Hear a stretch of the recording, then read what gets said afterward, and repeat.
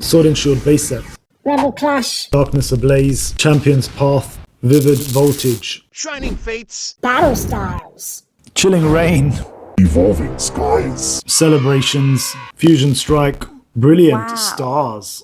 Astral Radiance. Pokemon Go. Lost Origin. Silver Tempest. Crown Zenith. Scarlet and Violet base set. Paldea Evolved. Obsidian Flames. 151. Paradox Rift. Paldean Fates. Temporal Forces. Twilight Masquerade. Shrouded Fable. Stellar Crown. And Surging Sparks. Guys, welcome back to the channel. So I don't know what I was doing with that intro today, but I just thought I'd make it a little bit interesting. Those are all the sets that have been released in the last 4.5 years. Also from the Pokemon Company International in English, and it's a lot of sets, right? So what is the point of this video? It's a quick conversation about Pokemon investing fatigue and collecting burnout. Now, this is something I spoke quite recently about on a live stream with my friend Barrett. If you want to go and check out the live streams, we try and do them once or twice a month. I'll leave the link to the previous video up here somewhere. So make sure you go and check that out. And if you want to catch me or Barrett talk investing or just the Pokemon hobby in general, go and check that out. We try and do it once every couple of weeks if we can. He's obviously studying. He's a mathematician. I'm just an older guy. And we just talk about Pokemon, investing, good sets, basically general hobby stuff. No drama, by the way, just nice, simple, straightforward conversations about two hobbyists, two collectors, and two investors in the space. Now that I got that out the way, this is something that I often think about, and it's something that I've been through and I've felt. And I'm sure if you're watching this, you've probably also felt the burnout and the fatigue from collecting all of these sets that Pokemon release.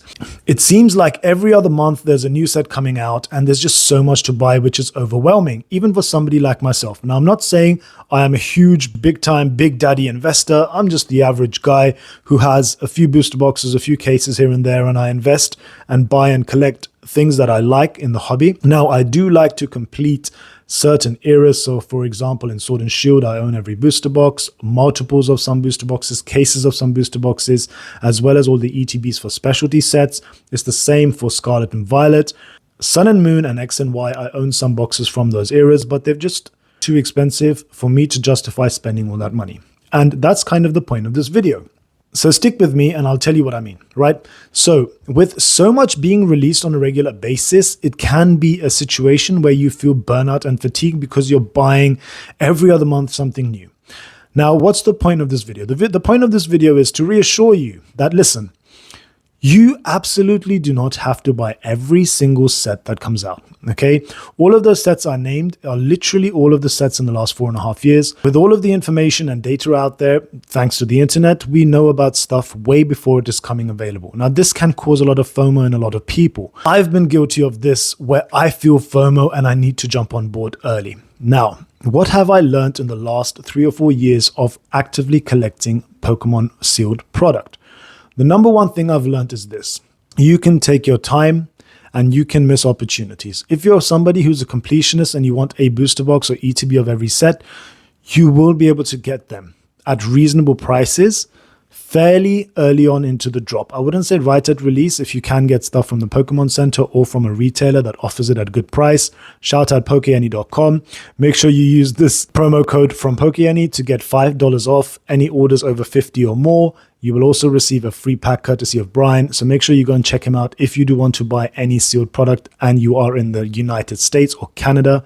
Use this promo code to get your discount. Anyway, that being out the way, if you are looking to buy sealed product, by all means, Pokeani.com, go and buy it there. If you're in Canada or the United States, if you're in the UK or if you're in Europe, there are many, many options available. In the UK, you have obviously the Pokemon Center. You also have eBay.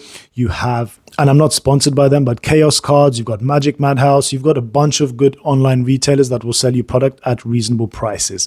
So coming back to my point about feeling fatigue and burnout, I have bought so much over the last 3 or 4 years that I've got to the point where now when a new set comes out, I'm like, meh.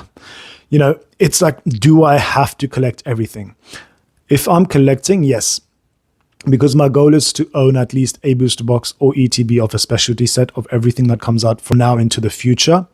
When it comes to investing, you are going to miss some opportunities. Prime example being my own fault when it came out to Evolving Skies. Now, nobody could have envisaged or imagined or actually have been able to accurately predict where Evolving Skies would have ended up. I bought multiple boxes, just loose boxes, when it first came out at MSRP.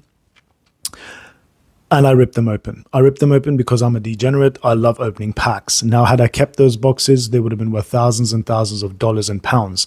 However, I enjoyed it at the time. Had I known, maybe I wouldn't have ripped those boxes. Was I able to complete on Evolving Skies and get myself some boxes for the sealed collection? Of course I did. But it's not a point now where I'm going to go in and try and invest in that set once it's worth 6, 7, 800 a box. It makes no sense.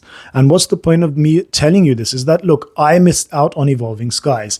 Many people missed out on Evolving Skies. If you're watching this, you probably missed out on Evolving Skies. And you know what it is? That's fine. There's always going to be something else. There's going to be another opportunity in the future. If it's not Evolving Skies, it might be Pokemon 151. If it's not 151, it might be Surging Sparks. If it's not Surging Sparks, it might be Team Rocket, the new Team Rocket set, or whatever comes out in the new year, in 2025. The opportunities are endless in this hobby. You don't have to buy, and it's fully okay. It's totally fine for you to not buy every single box every single time there's a drop or a release. Sit back, take your time, assess the market, see what cards are in the set, see what prices things are selling at. And then if you like it, buy it. Of course, some sets are going to do better than others. Nobody knows exactly where a set's going to end up. If everybody knew that Evolving Skies was going to do what it did when it released, everybody would have been hoarding that product, and it probably would have done what it did anyway, because everyone would have been hoarding it and trying to grab every last bit of it. But the point I'm making is that nobody could envisage that Evolving Skies would have gotten to where it's gotten to now. And you are going to feel burnout if you try to buy everything. And also, not everybody has endless amounts of money. Even I don't have that. You know, sometimes I'm thinking, do I really want to buy? Should I sit back? Should I wait? Maybe I'm not going to buy a case or two of this product. I might buy a case or two of something else and wait it out because this set looks okay. I might buy a booster box and just add it to the collection. And on the next opportunity, I'll buy something. You're never going to miss out on opportunities in this hobby because Pokemon are excellent at what they do. They are world-class marketers, and there will always be opportunities into the future. So that's pretty much the point of this video. It's just something I spoke about with Barrett in the live stream, and I thought I'd talk about it because I'm sure a lot of people feel the fatigue of so many sets coming out and having this feeling of needing to buy and invest in everything. Pokemon is not the end of the world. Now, some people might argue that Pokemon is life, but actually, in my point of view, in my opinion, it isn't life. It is great. It is a good way to connect with people, to make friends in the hobby, to share in something common that so many millions and millions of people also enjoy. It brings happiness. It helps people escape. Sometimes I will turn to Pokemon as a form of escapism where I open packs and I can forget about the rest of the world and the things going on around me and enjoy the artwork, enjoy the cards, and enjoy the experience of opening it. So yes, Pokemon can be very, very positive for many people, and I'm sure it is. However, it's not the be-all and end-all of everything. Pokemon investing is not the be-all and end-all of everything. Most people investing in Pokemon are not going to retire as millionaires, okay? Keep that in your head before you go out and start FOMOing and then experiencing what I have experienced with the burnout and the investing and collecting fatigue. Take a step back sometimes, just relax, enjoy the hobby for what it is, enjoyment at the end of the day. Yes, there is the investing element, but it's not the end of the world. That's my message to you all. Make sure if you did like this kind of content and you want to see more about my thoughts on the hobby, slap that like button, headbutt the bell notification, and make sure you kick that subscribe. I'll catch you on the next one. Bye.